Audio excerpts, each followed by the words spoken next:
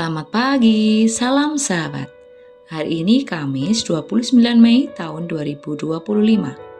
Kita akan bersama merenungkan firman Tuhan dari Lukas 24 ayat 36 sampai 53. Lukas pasal 24 ayat 36 sampai 53. Demikianlah firman Tuhan. Ketika kedua orang itu masih menceritakan peristiwa ini, Yesus berdiri di tengah-tengah mereka dan berkata kepada mereka, "Damai besertamu." Akan tetapi, mereka terkejut dan ketakutan. Mereka menyangka bahwa mereka sedang melihat hantu. Kemudian, Yesus berkata kepada mereka, "Mengapa kamu terkejut dan keraguan muncul di hatimu? Lihatlah tanganku dan kakiku. Ini benar-benar aku. Sentuhlah aku dan lihatlah, hantu tidak memiliki daging dan tulang seperti yang kamu lihat padaku." Setelah Yesus mengatakan ini, Ia menunjukkan tangan dan kakinya kepada mereka. Sementara mereka masih belum percaya karena gembira dan terheran-heran. Yesus bertanya kepada mereka, "Apakah di sini kamu mempunyai sesuatu untuk dimakan?" Lalu mereka memberikan sepotong ikan panggang kepadanya. Yesus mengambil ikan itu dan memakannya di depan mereka. Kemudian, Yesus berkata kepada mereka, "Inilah perkataan yang aku katakan kepadamu ketika aku masih bersamamu.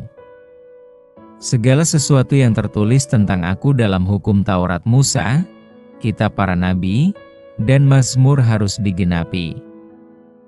Kemudian Yesus membuka pikiran mereka sehingga mereka dapat memahami kitab suci.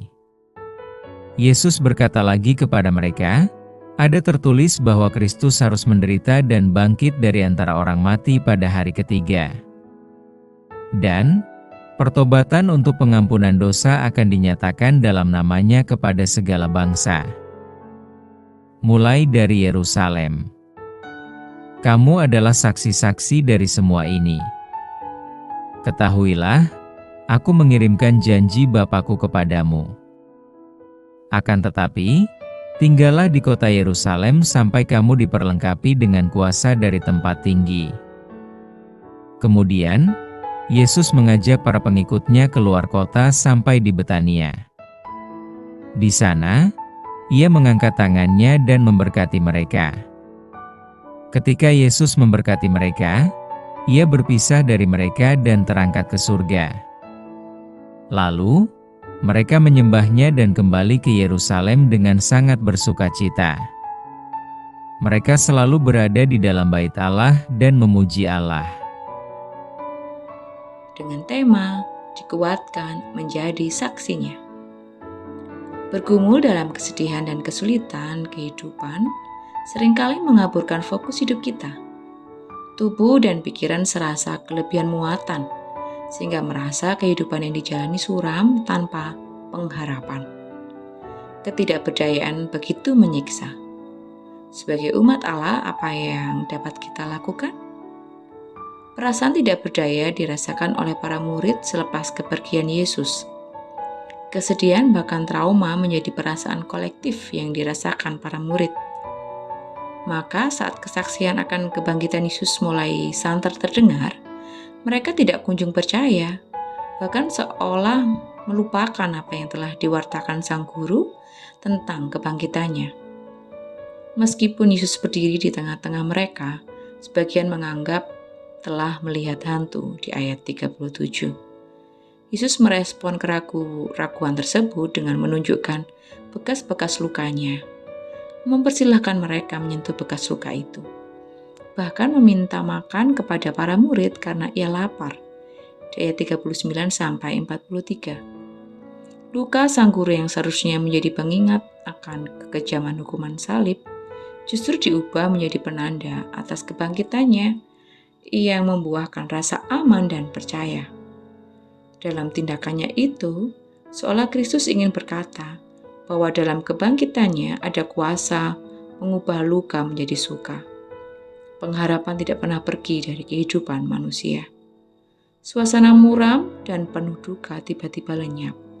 apalagi saat Yesus membukakan kepada para murid nubuatan yang selama ini telah tercatat dengan baik dalam kitab suci di ayat 45. Lalu Yesus menegaskan supaya mereka bersaksi.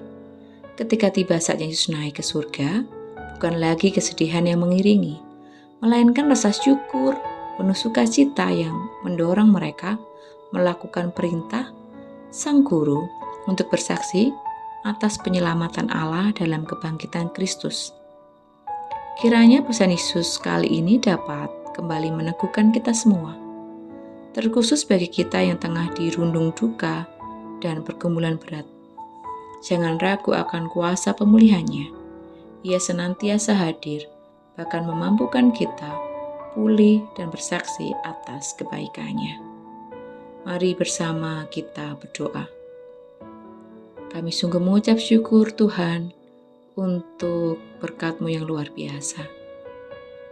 Di kisah ini kami diingatkan Tuhan bahwa Engkau adalah Allah yang penuh kuasa, yang mampu mengubah luka menjadi suka. Saat ini Tuhan, kami datang dengan segala rasa yang kami alami. Ada rasa kecewa, marah, sedih. Kami merasa bahwa luka yang kami alami ini berlarut-larut dan kami sulit untuk melepaskan diri dari setiap luka ini. Baik itu karena sikap saudara kami, pasangan kami, teman sekerja, bahkan teman gereja kami. Mampukan kami Tuhan, supaya hidup kami fokus kepadamu. Biarlah dengan kebangkitan-Mu, kami boleh terus berharap bahwa seberat apapun duka yang kami alami, seberapa berat pun pergumulan yang saat ini kami rasakan, kami meyakini Tuhan bahwa Engkau adalah Allah yang sanggup menolong kami. Biarlah kami mempercayai Engkau, bukan dengan selesainya masalah yang kami hadapi, tapi kami percaya Tuhan bahwa Engkau Allah yang sanggup menolong kehidupan kami.